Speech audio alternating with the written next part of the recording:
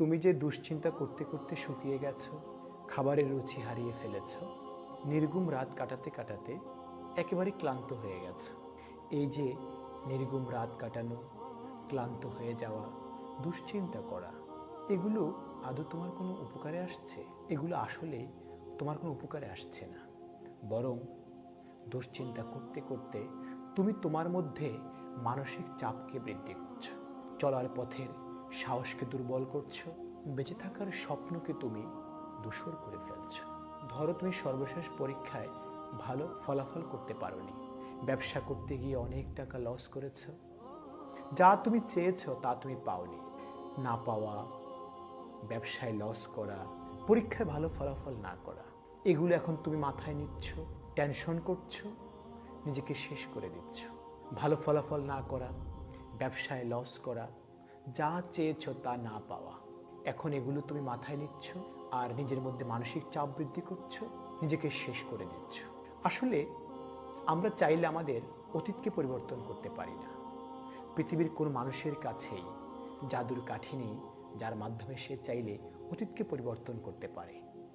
কিন্তু তুমি চাইলে বর্তমানকে পুঁজি করে ভবিষ্যৎকে আলোকিত করতে পারো। আমরা কেউই আমাদের অতীতকে পরিবর্তন করতে পারবো না। মনে রাখবে, যা হওয়ার তা তো হয়েই গেছে।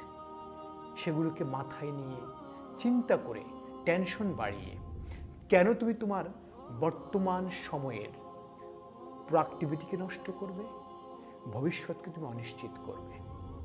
আমি বলি কি জানো, আমার, তোমার, আমাদের প্রত্যেকের ভবিষ্যৎকে সুন্দর করার জন্য বর্তমানকে গুছিয়ে সঠিকভাবে কাজে লাগানো দরকার।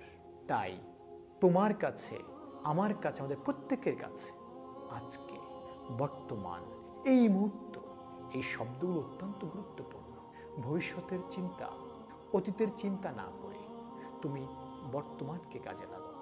যার বর্তমান যত গোছালো, তার ভবিষ্যৎ তত সুন্দর। আমি তোমাকে বলি কি জানো, তুমি আজকের জন্য বেঁচে থাকো। তুমি আজকের দিনটিকে সর্বোচ্চ কাজে লাগাও, সর্বোচ্চ ব্যবহার করো। তাহলে তোমার অতীত সুন্দর হবে, ভবিষ্যৎ আলোকিত হবে। পৃথিবীতে অতীত বলে কোনো শব্দ নেই, ভবিষ্যৎ বলে কোনো শব্দ নেই, বরং আজকের যেটা বর্তমান, সেটাই আগামীতে অতীত হবে। আজকে তোমার কাছে যেটা ভবিষ্যৎ, সেটাই কিছুদিন পর তোমার কাছে বর্তমান হয়ে ধরা দেবে। তাই আমি তোমাকে বলছি, আজকের দিনটিকে সর্বোচ্চ কাজে লাগাও। অবশ্যই তুমি সফল হবে, ইনশাআল্লাহ।